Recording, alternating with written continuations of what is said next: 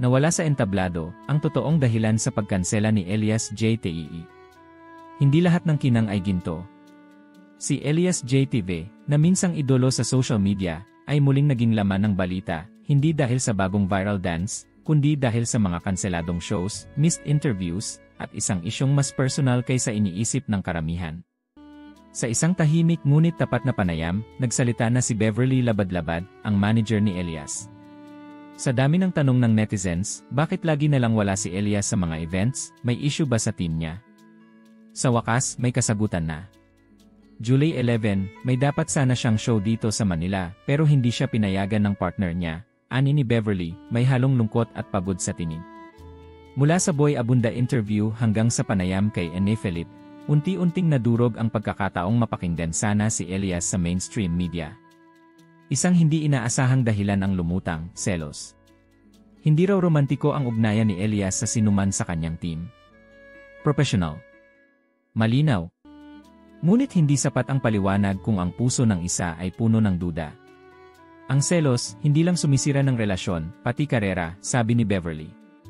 Imbes na nakikita si Elias sa stage, press cons, o TV interviews, unti-unti siyang nawawala sa spotlight, hindi dahil sa kawalan ng offers, kundi dahil sa komplikasyon sa likod ng kamera. Bago pa man pumutok ang issue, naganap ang isang malaking event, birthday celebration ng isang influencer, kung saan si Elias ay bumida. Napuno ang lugar. Humiyaw ang tao. Doon nakita ng team kung gaano kalaki ang potensyal ni Elias. Pero pagkatapos ng tagumpay na yon, ang mga sumunod na linggo ay puro cancellation, postpone, at no-show. Hindi dahil sa attitude. Hindi dahil sa talent. Kundi dahil sa personal na tensyon. Ang hindi alam ng marami, si Elias ay taong may mabigat ding dalahin. Tulad ng ibang performer, dala niya ang pressure, expectations, at ingay ng social media. Sa gitna ng kanyang kasikatan, minsan pala'y hindi niya rin hawak ang direksyon ng sarili niyang career. Dito papasok ang mas malalim na usapan. Mental health. Emotional support.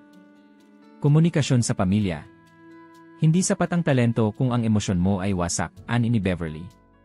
Ang tanong ngayon, paano mo pipiliin ang sarili mo kung ang mundo mo ay hati sa pagitan ng personal at profesional?